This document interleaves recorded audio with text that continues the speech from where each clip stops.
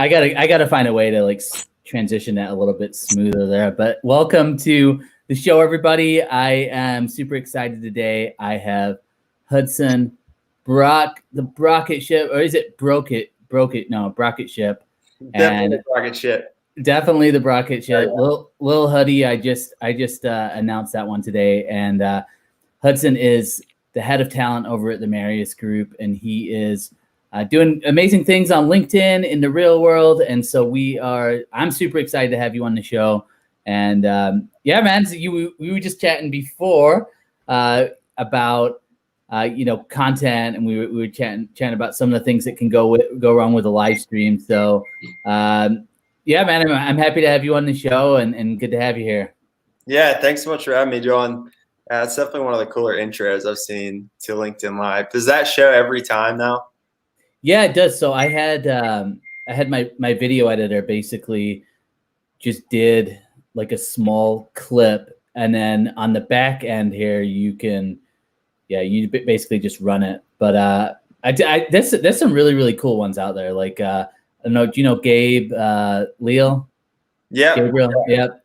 His man is on a whole different level, and I think it's like Travis as well. His is pretty cool. But anyway, man, I've done a couple lives and they're always a blast, but I've never done a fun intro or anything. So, but man, I'm really grateful to be here with you. We've talked a bunch offline.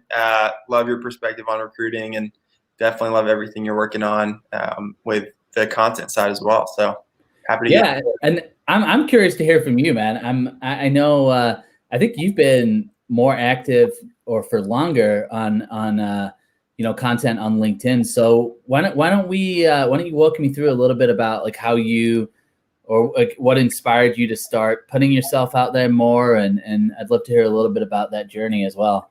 Yeah. So I moved to LA after college. This is 2015. Yep. And LA is like the content, hub of the world. So I think just being out there opened my eyes to the power of social media and content.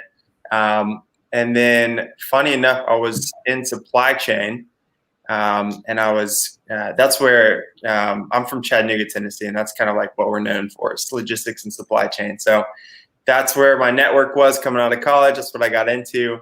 Did that for a couple of years, learned a ton, really enjoyed it, but wanted to get into more of the startup space. Yeah. So I started getting more active on LinkedIn then, after my brother, Builder, his name's actually Builder. It's pretty cool. Nice. After he had been telling me for probably like 2 or 3 years, like, dude, just get on here. You can connect with all kinds of people. And at the time, I was like, no, I think I'm on Instagram. That's probably plenty for me. And so he finally got me on there, and I started being more active. And at the time, I was super into Simon Sinek and his Start With Why, Golden Circle, all that good stuff I'm sure you're familiar with. Yeah. And so I just started posting regularly, and I posted one of his quotes, and he commented on my post. Are you serious? He commented on my post, and then like that post ended up getting like 400,000 likes or something crazy. It just blew up.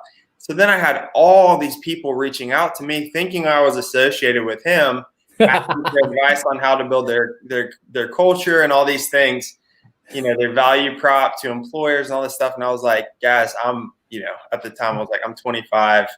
I just liked his TED Talk and I'm sharing clips of it. I'm not a thought leader, but it was a cool experience just in realizing you can build a really meaningful network on there on LinkedIn. And and putting yourself out there is kind of like what it's all about. So since then, was fortunate to get into recruiting, join forces with my business partner, Matt Alling, who had been doing recruiting for 10 years at the time. This is 2017.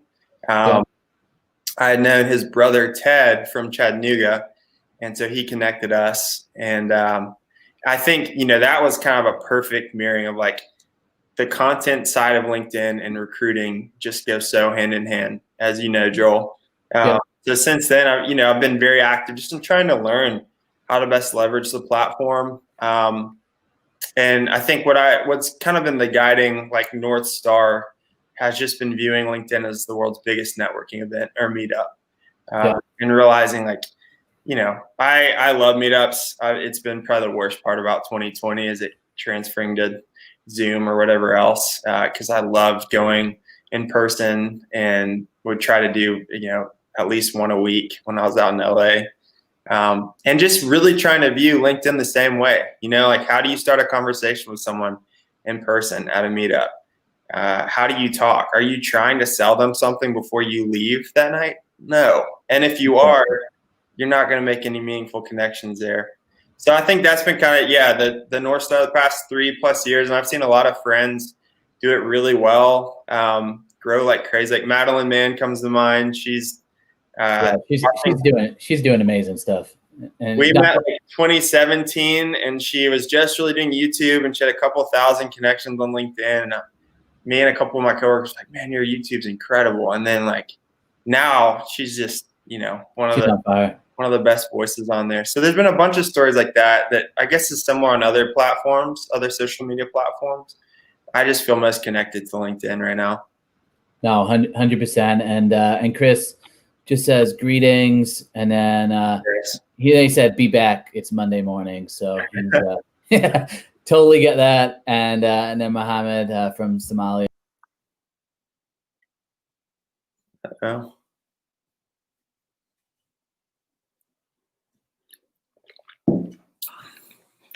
Whoop.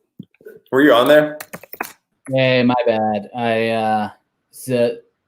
The Apple iMac that I'm on, or whatever, the little MacBook, if you swipe to the left, it sends you off. So no. Apologies for that. But yeah, I appreciate everybody who's out there as well. So feel free to comment in. But yeah, like you were saying, I think particularly from a recruitment standpoint, it's definitely not being leveraged enough. And I think there's that confusion of, even what posting content has to be, what it has to look like.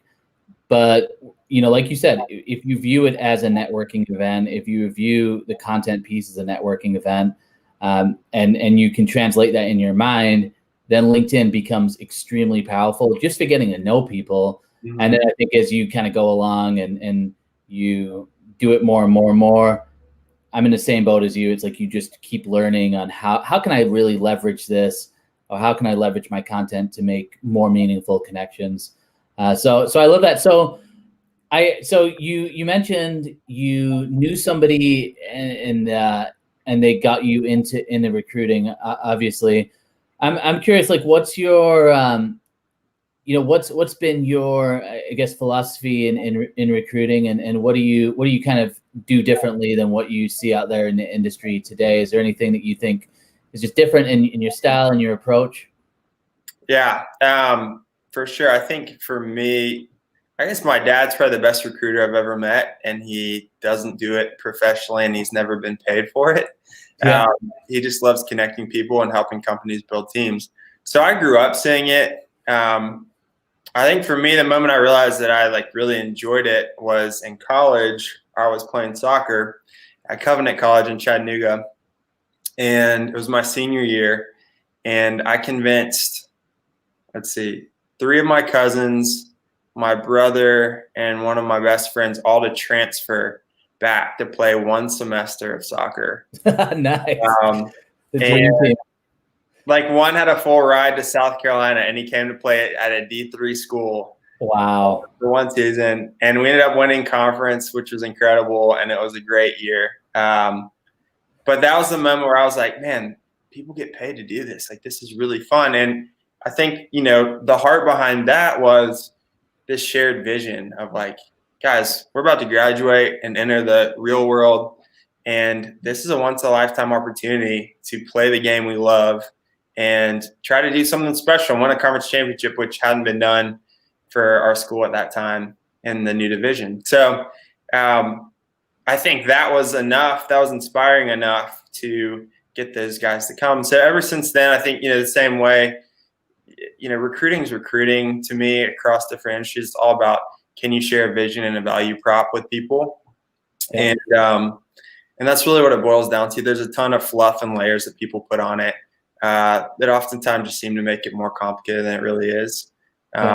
So that's been my take from the beginning. Is just, can it not be transactional? Can it be a long play? If you are in it, I'd say for at least 3 years, then there's a lot of reciprocity. People will start coming back or referring you friends. And part of that comes with the content. Do they know you're still in the game? Do they know how you're approaching it? And so, yeah, I don't know if that answers your question, but that's kind of been my initial thought is, can you share a bit? Can you articulate a vision well? Can you help, hiring managers figure out how to do that? Can you go to market for them and do that? And then the same thing for the candidates, like every candidate's kind of at a pivot point professionally. And so if you can get candidates to really share their mission statement for a search and then build from there, kind of reverse engineer, I think that's the way to go.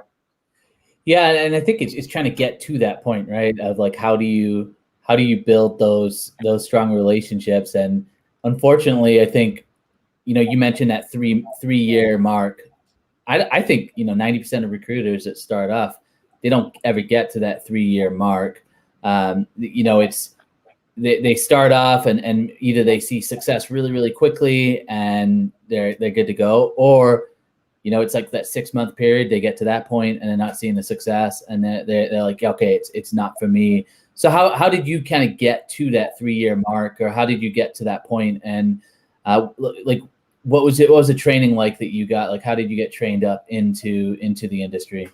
Yeah, well, funny enough, I came into it. So I have a wife and a daughter. At the time, she was 5. We're living in LA, which is not the cheapest city. And I was just like, I want to take this entrepreneurial leap. Yeah. And so Marius Group, which is the company that I'm with, basically has been functioning as a platform for interagency collaboration. So for recruiters, entrepreneur recruiters, to be able to partner up on searches and share resources. And so I actually went into it thinking I'm going to start my own brand within this network. And because of that, I really view myself as a business owner, and I was like, I'm going all in. So joined 100% commission, no base, no benefits, no formal training.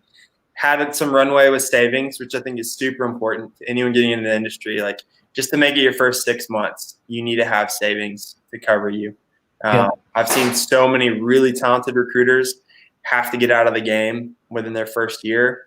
And these are people that could bill, $500,000 plus a year if they could stick with it, but purely because of cash flow. And that's nothing to belittle, that's super important. So yeah, that was kind of my first thing. It's like I had to have runway. I had to really burn the bridges to go all in on it. And then once you do that, I think it's all just about surrounding yourself with people that are going to help hold you accountable and stay inspired. So I was really fortunate to have a team. Matt Allen, the guy I mentioned, Tom Nearing. There's been a bunch of people through LinkedIn that have been super, invested in my story. So that's been huge. Yeah, I think it's funny because when you're in-house, or I shouldn't say in-house, when you work in an agency, I think it's always in people's minds more than I'd say most industries, where you're like, okay, I could do this myself, and I could go solo. But to your point, I think if you make that leap, you don't want that financial worry and anxiety to get in there. So you want to make sure you have the savings. But also there's just a lot of stuff you don't think about. Like, you don't think about the branding piece. You don't think about the marketing. You don't think about website. You don't think about a lot of the things that are a benefit of working with others. But I think also like that collaboration piece is huge. And when you are in that solo position, having people around you that you can collaborate with, that are in the same journey, or they're people that you can bounce things off is huge. So it's great that you've built up a network too on LinkedIn as well. I'm kind of curious too with like, we talked a little bit about the content piece, and it sounds like you're working out, how that kind of plays in. But what's your approach in as far as sales goes? Like, are you, cold calling? Are you like emailing? Like, what's your kind of take on the best way to approach people within let's say the startup space, which you're in? Yeah, well, I think that's been part of the whole idea behind Mary's group too, is to have shared networks kind of built in. And so you can be in business for yourself, but not by yourself. And business development's probably been the biggest piece that's been helpful for, because if you're a solo recruiter, one person, and there's so many of these one person recruiting agencies, you have a major workforce or bandwidth issue. You can't take on a client that has 50 roles unless you're, able to bring on contractors or hire people really quickly, which is just challenging and risky. So I think that's probably been one of the biggest things, is having more brand value and more of a, like contingent workforce behind me that I can tag in for bigger projects. In terms of strategy, I didn't ever have any like formal sales training. And so it's been a lot of trial and error. Do not like cold calling. Love warm calling. If I've like connected with someone on LinkedIn and shared 3 or 4 messages, that's generally enough for me to feel like I know something about them, read their bio, check out their experience, see if we have mutual connections. And generally then it doesn't feel just like a cold call. It feels like you're meeting like a friend of a friend that you know decently well. So I've done a lot of that, constantly connecting with people on LinkedIn. And then the content side, like I see all these people that have these beautiful LinkedIn playbooks. We went through, me and my guys, Justin Welsh's playbook, and it was helpful just to kind of optimize your profile and everything. But I've never really applied like a formal strategy.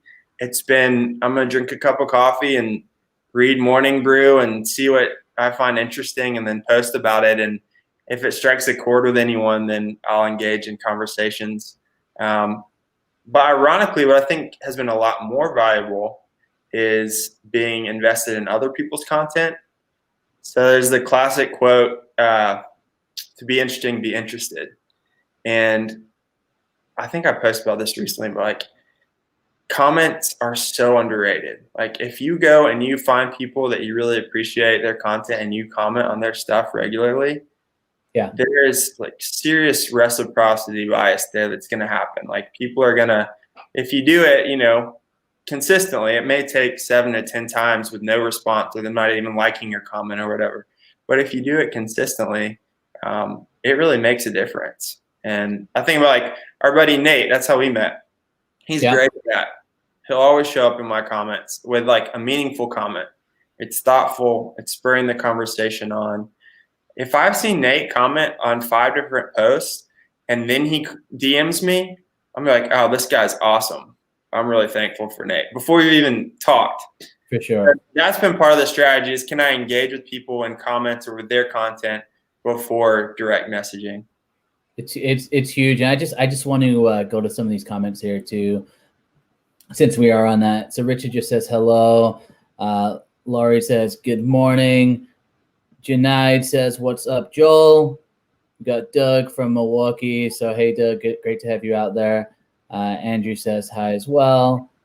Sarah just made the point, collaboration and congruence are crucial. Great stuff. 100% agree with you. Robert, he said great point to one of kind of what we're talking about here as well. And then Junaid says, I'm the same, support others, which he does a lot. And commenting is where the magic happens, which to me, someone just did a video today on like underrated and overrated things of LinkedIn. And definitely, I think that commenting is severely underrated, and there's so much of an emphasis on you got to put out content, that you got to get in front of people. And to be honest with you, I mean, Sales Navigator, I don't know if you've used that tool, but Sales Navigator, that allows you to track. You can like follow people intentionally, and then it will give you updates of when they posted something. So you have like a prospect list of 30, let's say, companies, and you've got 30 people within that. You can track when they post something new and then kind of go and engage with it. And I think there's a lot of talk about how do you create engaging content? How do you create content that other people engage with? And there isn't really that much conversation around how do I lift other people up? How do I encourage other people? How do I get behind and promote what they're doing? And I think you hit the nail on the head where, you show up once fair enough. But if you're consistently showing up and you're meaningful and you're showing me that you're consuming the content, the reason people post is to get likes and reactions, no matter what people say. I mean, it's not like for the metrics per se, but it's for that interaction. So if you are that person that's consistently interacting, like you say, it's going to go a long way. Just like if you're at a networking event and someone was speaking and you went up to them afterward and you said, "Hey, great job. You're awesome." It doesn't mean that you're going to do business with them right away, but it does increase your chances of having more of a connection with them. So I love that that's your view, and that's how we obviously got connected. I'm curious too, like when you're bringing on new people to your team, how are you training them up? Are you training them kind of similarly in terms of like you need to get involved on LinkedIn content, or are you saying, you know what, if just do it if you're comfortable? Like how do you train people up in that area? Yeah, that's a great question, and I'd be totally lying if I said I had it figured out. I hired 2 guys Q1 of this year, which is, I think, one of the craziest times to ever enter the recruiting industry. Both guys had sales background, but not recruiting, and so I think their first month is when all the lockdown started, beginning of April, and so this summer fortunately, work slowed down a lot, so we had more time to invest in LinkedIn and training. But that's been something, I was talking to one of my guys about it last week. Hey, when we hire new people, how are we going to set them up better than you were? And how can you be involved in that? Because you have a unique perspective that I don't have into how to train people. So I definitely, for us, we always say the first year, if you're in recruiting, is about learning the candidate side and truly learning how to be an agent to someone. And then after that, obviously, you want to start working more full cycle, getting involved with account management with clients and business development. And I think that's where you really have to start sharing content more regularly. But I told both of them, start from day one. And 100%. Don't worry about it don't try to be something you're not. Don't try to be a thought leader in recruiting. Try to document your story. Share what you're learning along the way. Do it authentically and consistently, and people will, even if they don't like or comment, they will see it, and that will matter.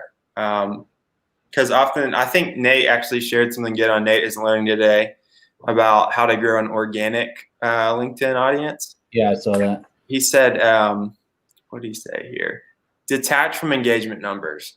And I think that's one of the hardest things because, you see someone else, and you and I know this, Joel, you could have a post that gets 500 likes, and then like the next day you post something that you think's better and it gets like 17. You're like, what is the algorithm doing? Or, do I think that I'm posting better stuff than I am?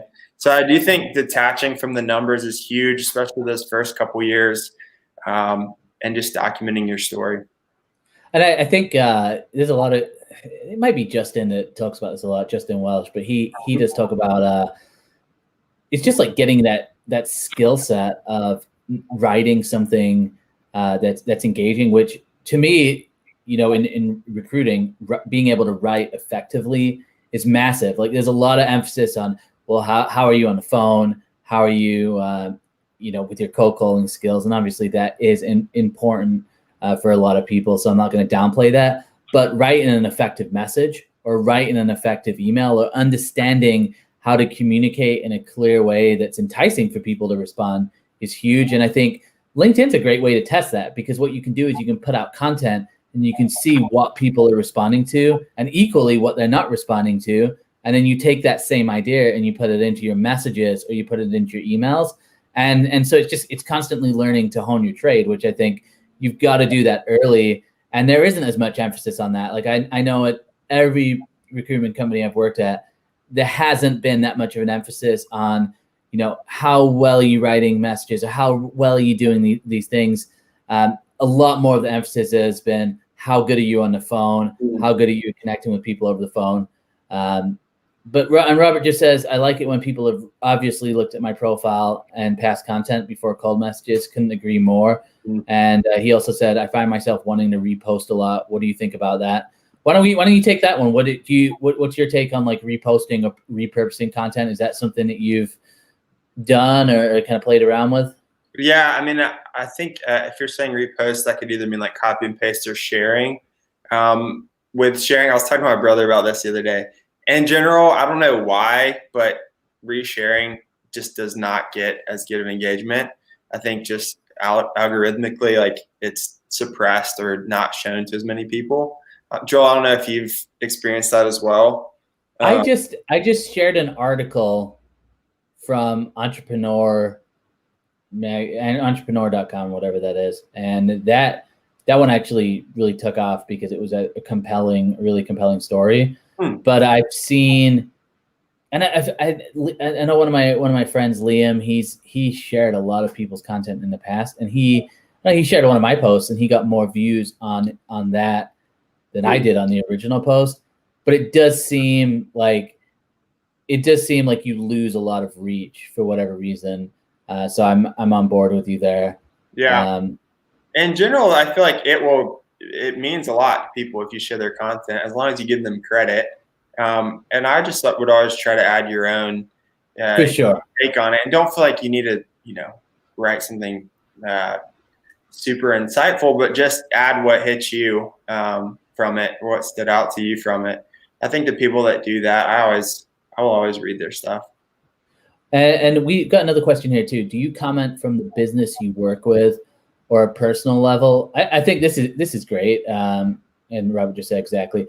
What's your take on that? Like, do you guys as a company post like the same content, or are you doing it separately? Like, how do you approach that? Yeah, I think so. I've talked a lot to our LinkedIn rep about the purpose of growing your following for your company. And I think that one of the biggest things is if you're hiring and you post jobs, they have some interesting analytics on how much more likely you are for those opportunities to be viewed, applied for, and then actually make a hire from people that follow your company. Because you don't follow companies that you don't really like. Like, that's just not I know for me, I might follow like 15 companies, and they're all the coolest ones. So I do think company following matters. Like Headhunter Media, is that one of them that you follow? Exactly. Yeah. Notifications on. But no, I think because of that, yeah, if you post content regularly and then comment from your business profile, that's a good strategy. For me, I'm typically staying from my personal account, and that's primarily just because recruiting is such a personal business. I think people end up caring more about the recruiter than the agency most of the time. I'm on board with you. And we got another question too. What kind of things do you comment? So I think this is kind of going back to a little bit of that comment strategy. Mm-hmm. We talked about it like meaningful, but let's say you've got a prospective client or somebody that you're trying to reach. Like, how would you personally approach those comments? And is it great post, or do you get further in depth? Like, what's your approach with that? I definitely do both, depending on my energy level and how many comments in I am for the day. Generally, if it's right after a cup of coffee, then I'll be more likely to write like a paragraph that's really thoughtful. I think both are valuable. It's always nice to have people comment, "Great post!" ! Maybe a little rocket emoji or something. That always is meaningful. But the people that are like actually pushing forward the conversation, if you view the comments as like a back and forth dialogue, I think that's always going to be the most valuable. So if you're, adding a follow-up question, giving your 2 cents, tagging 2 of your friends, I always appreciate it when people comment on my stuff and they tag 2 of their friends who are interested in that topic, and then they're going to get involved. And I appreciate that, not just for the engagement, but because I really learned something. Yeah. And then I instinctively, if you get tagged in my comments, I'm going to go to your profile and connect with you. Great. And it's a great way to connect people, for sure. Like you said. Yeah, absolutely.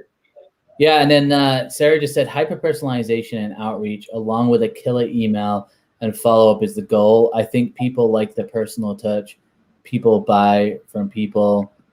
Could not agree more with you there. And Steph says hello.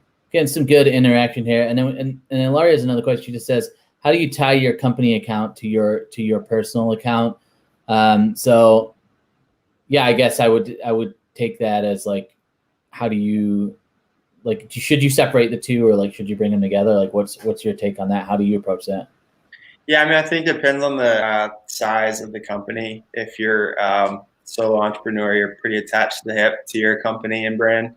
It's harder to distinguish. But as you grow, yeah, I think the founder or different leaders within the organization take on their own voice that's distinct from the company. So always making sure there's overlap between the two and the content you're sharing, but not feeling like it needs to be the exact same messaging.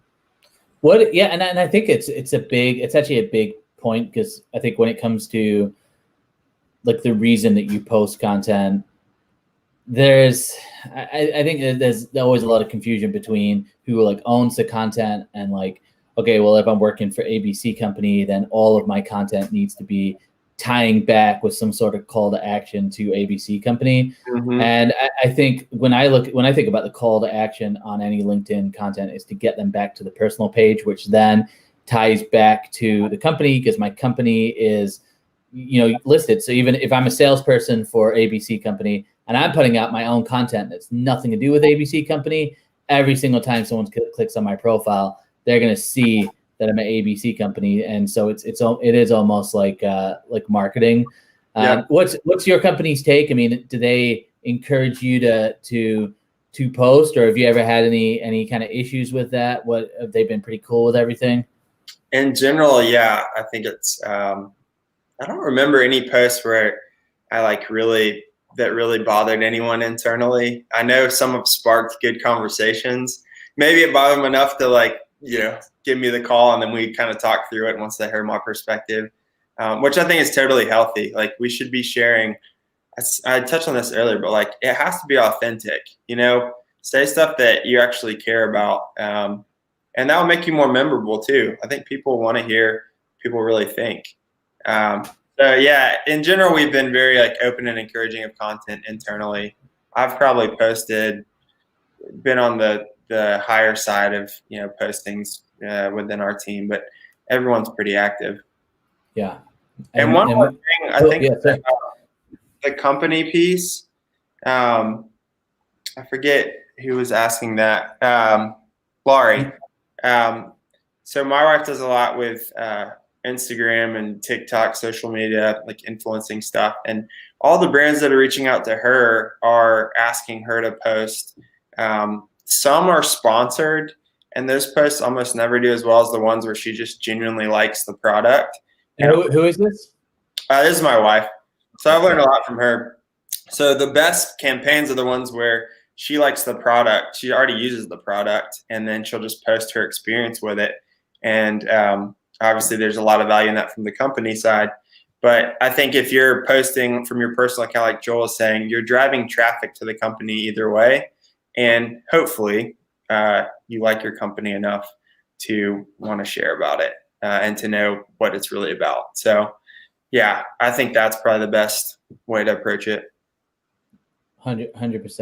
And let's see, do you think LinkedIn is the best to build over Instagram or Facebook? I guess I'll get your opinion on that one first. I'd be fascinated to get your take, Joel. But for me, I think it totally depends on the product or service that you're promoting. If I was doing a photography business, I would do 90% Instagram, 10% LinkedIn. If I was building a recruiting business, I would do 95% LinkedIn, 5% Instagram. I think Instagram's becoming more valuable, but in general, yeah, it depends how creative your business is.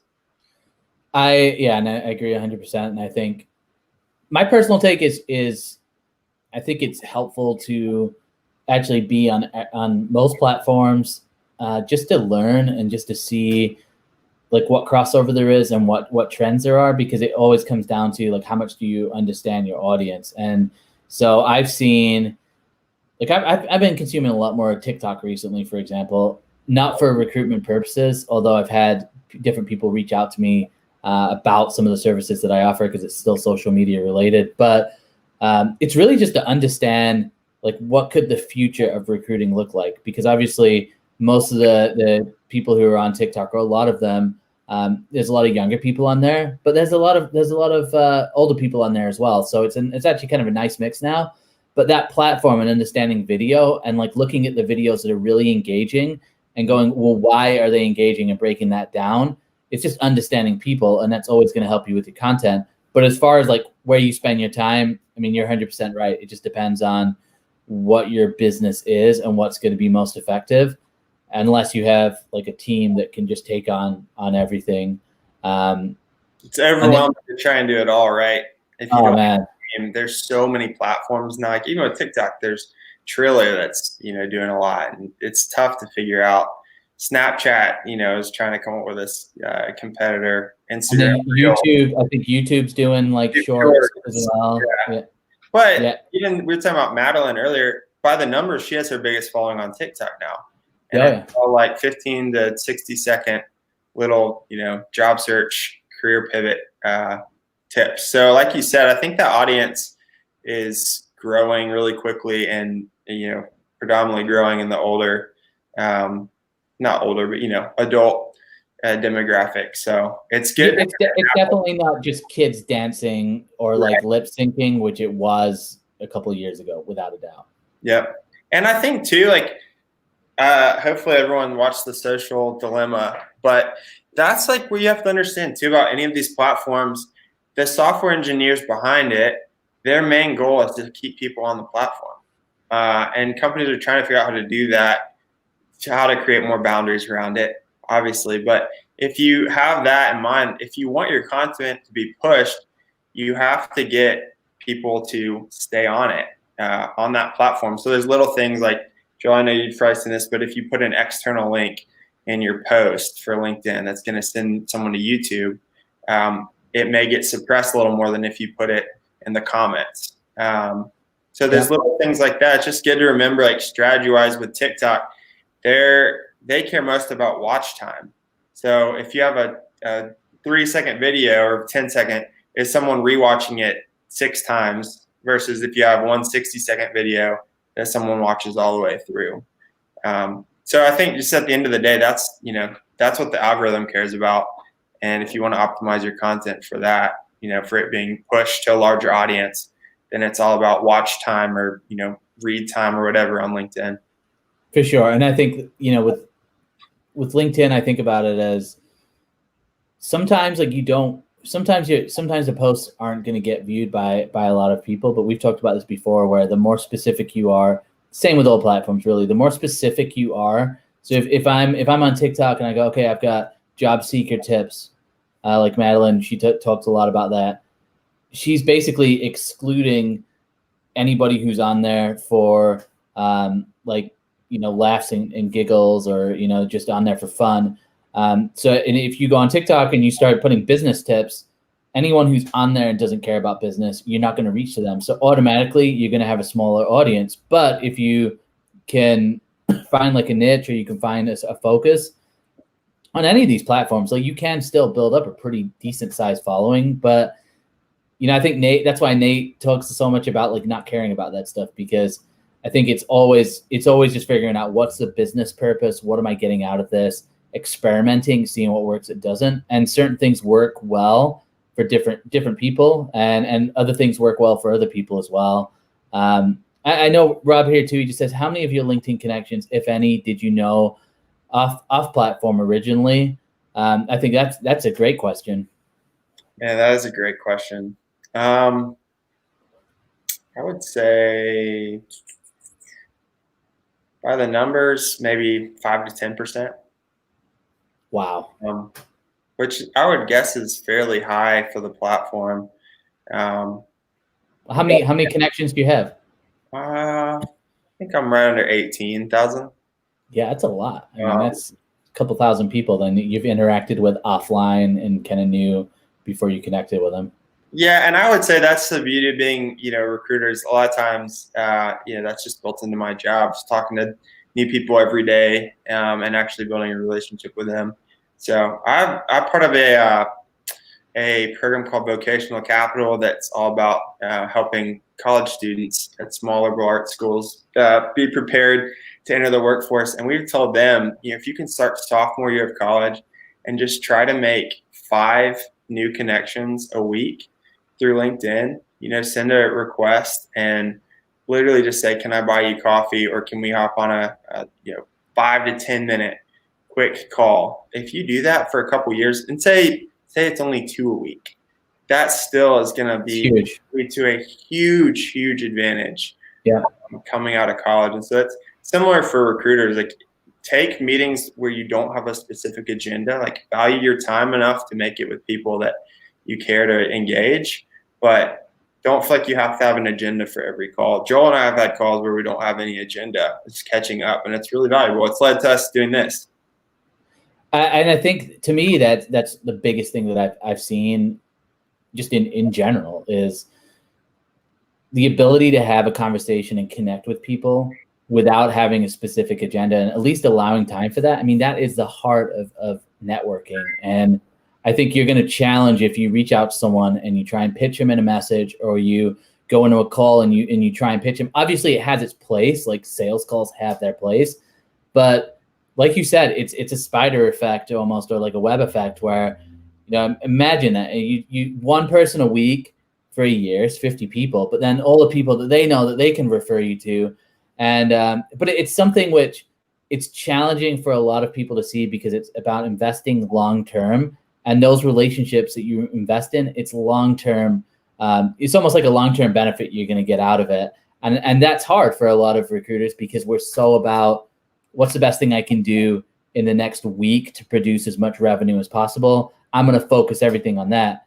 The problem with that mindset is you never really create something that's, a brand that's sustainable, and you can just be on a wheel for the rest of your career, and then you get burned out. So I think that's massive. And we're getting a lot of questions here. Another question for you: do you think it would be good to enroll the recruiters to help to post on their personal LinkedIn accounts as well to build a better company following?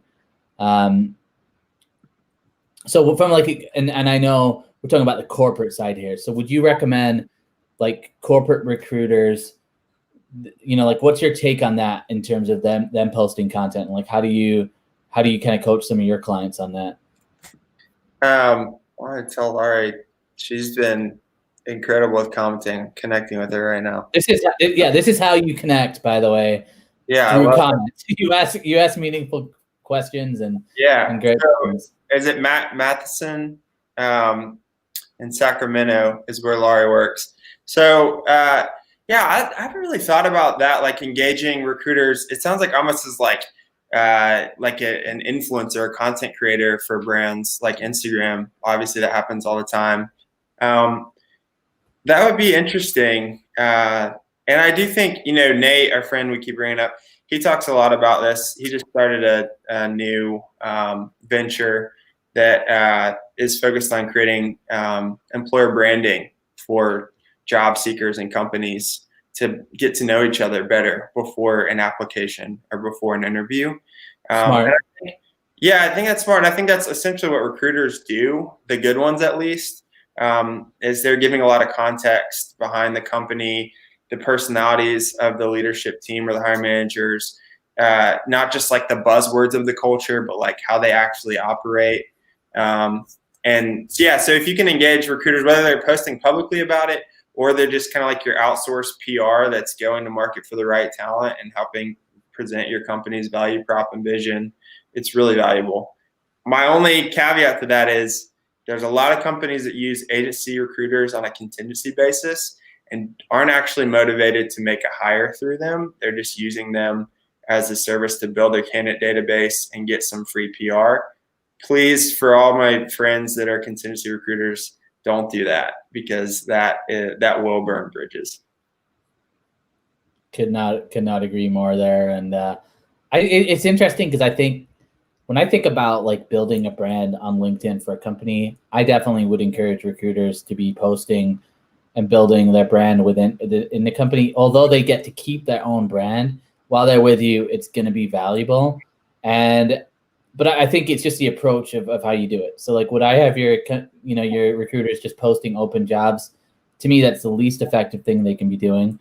But if they talk to, maybe if they talk to a hiring manager, they said, okay, hiring manager, like, what are you looking for in this job specifically? Or tell us some of the things you're looking for. that information would be really helpful for people who are applying to the job, just so they can know, like, we can all read the job description. And to me, that's kind of boring, but like, I don't know, just digging deep with some of the hiring managers and saying, like, what, as a, you know, whether you're in tech or whatever space you're in, like as a tech, you know, hiring manager, like what are some of the things that you look out for in an interview? And it's like that type of content. It all goes and funnels back to your company because you become that resource for giving out that information. And I think we talked about it before. It's like you want to keep people engaged with your content. So you have to have some sort of, I don't want to say entertainment, but it's got to be like education or what do they call it? Education. Edutainment. That's it. And then Steph too here. She just said yes, exactly. So Steph, great to have you out there as well. I just watched one of her lives actually. Well, hey, I know, man, we've been here for about 45 minutes, and we're coming up to the top of the hour. It always fly by. So we'll definitely get you back on the show too in 2021. Everybody who's out there, just thanks for all these great questions. Really amazing, and I'm really glad that we were able to have this conversation. But Hudson, I just wanted to, why don't you just, one of the things that I like to close out the show is just to ask the guests, like, what tips would you have for somebody who is just starting in recruiting? Sounds like you had someone who's just started in recruiting during the pandemic, but maybe they're in a position where they don't have a mentor and a leader like you that can encourage them and show them how, like if they're by themselves, they're working remotely, they feel like they're on an island, what advice would you give to someone, and what would you want them to hear right now? Man, I would say, well, recruit your mentor first. Like that's your first placement that you need or search. So talk to me, seriously, reach out. If you're in that bucket, I'd love to talk to you. And whether I have the bandwidth to actually help you navigate that process or can just point you in the right direction of other people, totally happy to do that. Me and a couple other people have created this meetup called the Anti-Recruiting Club with Fine Talent, Scott Taylor, and some of those guys. And that became an awesome, LinkedIn group, but also meetup for people to be able to network, recruiters to be able to network. So I think that meetup's on pause right now because of COVID, but there's still a bunch of great recruiters in there that I'd be happy to connect people with. There's some direct recruiters who place recruiters. So those are other great people to talk to, whether you're just wanting to learn more about the landscape of agency versus internal, contingency versus retained, different verticals. There's a lot of recruiters on LinkedIn that are very willing to share their expertise. So reach out to them, comment on their stuff, then DM them. Since you're in the live, feel free to reach out to me directly, and would be happy to have a more meaningful conversation offline. Perfect, and we'll I'll tag you too in the body of the post once we get off here, so people can reach out. Any other good ways to reach out to you outside of LinkedIn, or anything else you got going on? Well, my TikTok's called The Relevant Dad, but it's really just all with my 9-year-old daughter doing funny little whatever we think's funny on a Saturday morning. I love that. Only go there if you want to see relevant dad content. But yeah, LinkedIn's great. My email's attached to my contact info on LinkedIn as well. So definitely, yeah, email me, DM me. Would love to talk to you guys. Love it. Yeah, and I just echo that. Anybody who's out there, if you're in recruiting, or you even just with some of these questions we've been covering, if you need help, reach out to Hudson, and he's a great resource, great person to follow on LinkedIn. And appreciate your time, man. I'm glad we could make this happen, and I look forward to connecting more in the future. Yeah, thank you, Joe. I'm still very jealous of your beard, but one day I'll get there one day. It's got grays too, so you gotta get one of these too.